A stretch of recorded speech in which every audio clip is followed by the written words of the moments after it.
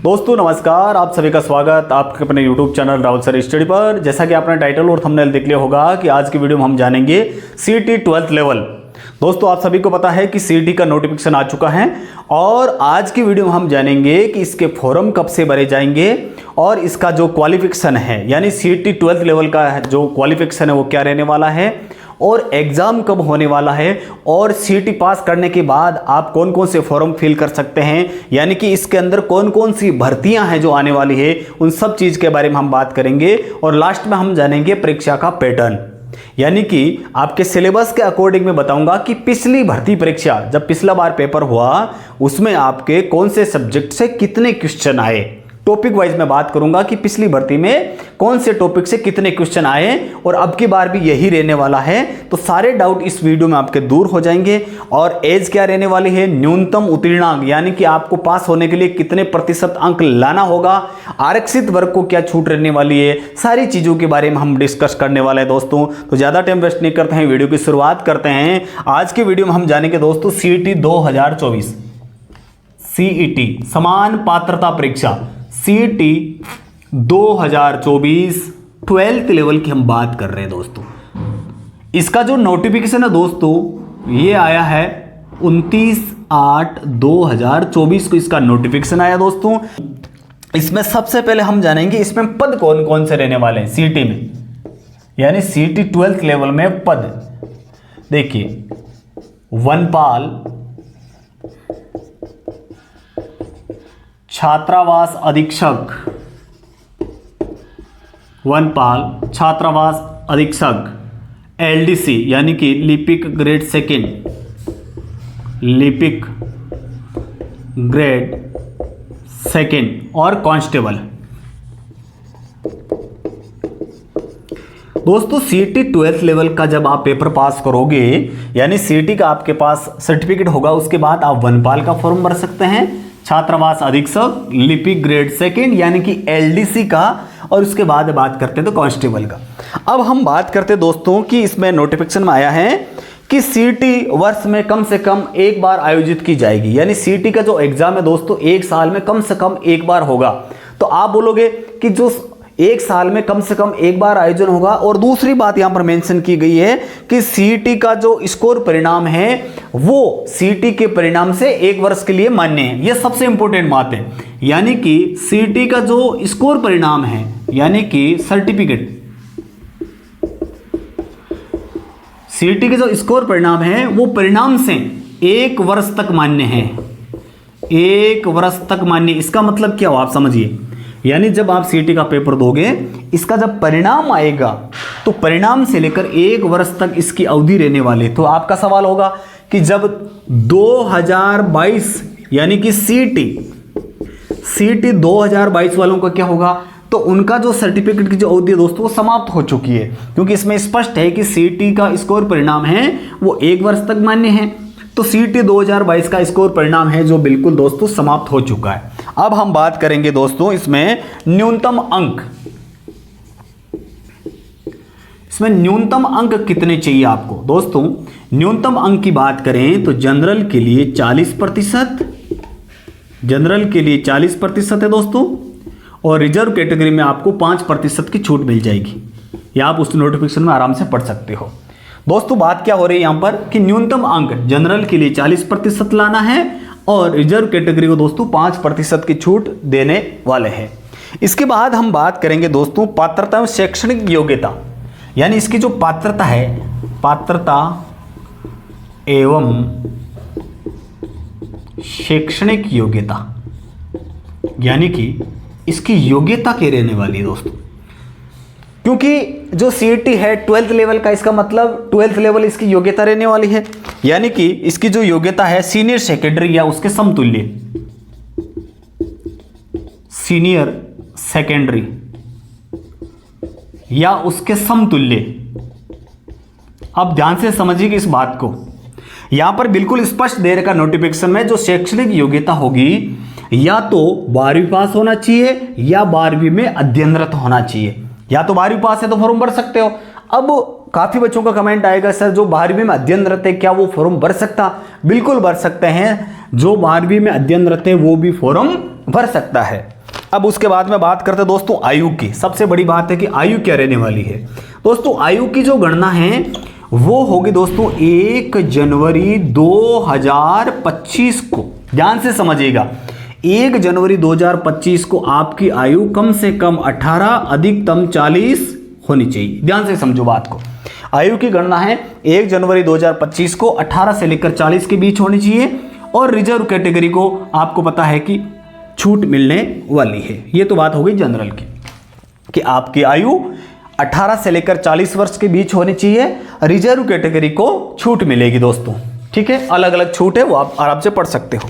उसके बाद हम बात करेंगे दोस्तों जैसे ऑनलाइन आवेदन की, यानी कि इसका जो आवेदन है वो ऑनलाइन मोड पर होगा। यानी हम सीधी सी बात करते हैं कि सर इसका आवेदन कब से स्टार्ट होगा। आवेदन की बात करें तो दोस्तों 2/9/2024 से स्टार्ट हो जाएगा, यानी कि 2 सितंबर 2024 को स्टार्ट होगा और 1/10/2024 तक खत्म हो जाएगा, रात्रि को 12 बजे तक। यानी इसका आवेदन है 2/9/2024 से लेकर 1/10/2024 रात्रि 12 बजे, रात्रि 11:59 पर। यह पूरा टाइम दे रखा है इसमें, ये टाइम है। ठीक है, तो आप इसका वेट नहीं करना है कि मैं 1 तारीख को भरूंगा। आपको क्या करना है, अभी जैसे मान लो 2 तारीख से स्टार्ट हो जाता है तो आप 1-2 दिन में फॉर्म स्टार्ट कर देना, ज्यादा टाइम आपको नहीं लगाना इसमें। अब देखो परीक्षा के आयोजन की बात कर ली। अब हम बात करेंगे दोस्तों, क्योंकि एक बार मैं थोड़ा सा बता देता हूं अपन इस वीडियो में क्या क्या जानेंगे। यानी कि परीक्षा का जो आयोजन है उसके बाद में बात होगी। अब हम बात करेंगे 5 विकल्प की। बहुत ज्यादा इंपॉर्टेंट बात मैं बताने वाला हूं कि 5 जो ऑप्शन है उसके बारे में हम चर्चा करेंगे इस वीडियो में। और उसके बाद में मैं बताऊंगा आपको कि पिछली भर्ती में कौन से टॉपिक से कितने क्वेश्चन आए और अभी जो पाठ्यक्रम है पाठ्यक्रम में क्या क्या टॉपिक दे रखे हैं और उसमें कितने क्वेश्चन और कितना समय आपको मिलेगा, कितने अंक का पेपर होगा। ये 5वां ऑप्शन है वो है क्या। अब देखिए ध्यान से समझिएगा इसको।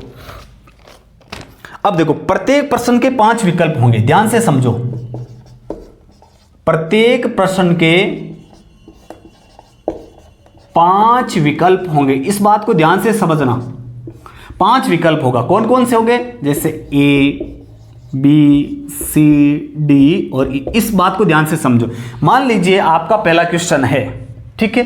अगर आपको आता है तो इन चारों में से आपका एक राइट होगा, या तो A हो सकता है यानी A गोला हो सकता है, B गोला हो सकता है, C भी हो सकता है और D भी हो सकता है। अब E ऑप्शन क्यों दिया इसके बारे में ध्यान से समझो दोस्तों। यहां पर बताया गया है कि मान लीजिए सबसे बड़ी चीज है कि इसमें सबसे पहले मैं बताता हूं तो नेगेटिव मार्किंग नहीं है। नेगेटिव पहले तो ये चर्चा चल रही थी नेगेटिव मार्किंग होगी, लेकिन इस विज्ञप्ति में स्पष्ट दे रखा नेगेटिव मार्किंग नहीं होगी। अब ध्यान से समझो इस बात को, बहुत इंपॉर्टेंट बात बताने वाला हूं कि नेगेटिव मार्किंग नहीं होगी। अब ध्यान से समझो, मान लीजिए कोई क्वेश्चन है, अगर आपको आता है तो इन चारों में से कोई एक ऑप्शन सही होगा। अगर नहीं आता है, आपको कोई क्वेश्चन नहीं आता है, तो आपको क्या करना है, इस पांचवा जो गोला है उसको क्या करना, घेरा करना होगा। ये यहां पर बताया गया। ठीक है दोस्तों, अब ध्यान से समझो। लेकिन मेरा तो यही कहना है कि जब नेगेटिव मार्किंग है ही नहीं, ध्यान से समझो बात को, जब नेगेटिव मार्किंग नहीं है तो इस 5वें गोले को आप क्यों भरो। इन चारों में से किसी न किसी को आप टिक कर दो, तुक्के लगाए दो, कोई ना कोई तो सही होगा ही होगा। तो आपको मेरा मानना था आपको क्या कि 5वां ऑप्शन तो भरना ही नहीं है, आपको क्या करना है, इन चारों में से एक को टिक कर देना।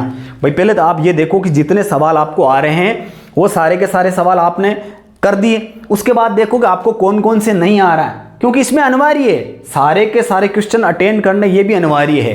क्योंकि इसमें यह भी दे रखा है कि अगर आपने 10% से अधिक क्वेश्चन छोड़ दिए गोला भरना, जैसे मान लो जैसे 1 2 3 4 5 गोले दे रखे हैं, अगर आपके, क्योंकि दोस्तों 150 क्वेश्चन है, अब 150 का 10% यानी कि अगर आपने 15 क्वेश्चन आपने अगर छोड़ दिए, 15 क्वेश्चन से ज्यादा अगर आपने छोड़ दिए, यानी स्पष्ट दे रखा है कि 10% से अधिक आपने क्वेश्चन छोड़ दिए, यानी कि गोले नहीं भरे, तो आपको प्रत्येक प्रश्न के 1/3 अंक काटा जाएगा। ये बात स्पष्ट दे रखी है, तो आप इस बात का ध्यान रखना। और एक बात और भी है, कि जब आपका समय होगा एग्जाम का, 3 घंटे का समय दे रहेगा, लेकिन आपको 10 मिनट का अतिरिक्त समय दिया जाएगा। ये बात आप कान खोल के सुन लेना।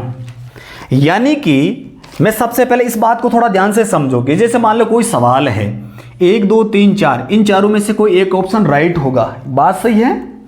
अगर आपको, क्योंकि इसमें तो ये बात बताइए नोटिफिकेशन में, तो ये बात विज्ञप्ति में ये बात है कि अगर आपको क्वेश्चन आता है तो ठीक है, नहीं आता तो आपको क्या करना है, 5वां ऑप्शन राइट करना है, 5वां ऑप्शन पर घोड़ा भरना ही होगा, ऐसा स्पष्ट है। और ये भी मेंशन किया है कि अगर 10% यानी कि 150 क्वेश्चन का 10% यानी कि 15 क्वेश्चन, अगर 15 क्वेश्चन से अधिक आपके सवाल छोड़े गए हैं, घोड़े छोड़े गए हैं, तो आपका प्रत्येक प्रश्न का 1/3 अंक काटा जाएगा। ये बात स्पष्ट दे रखी है, तो इसका थोड़ा ध्यान रखना।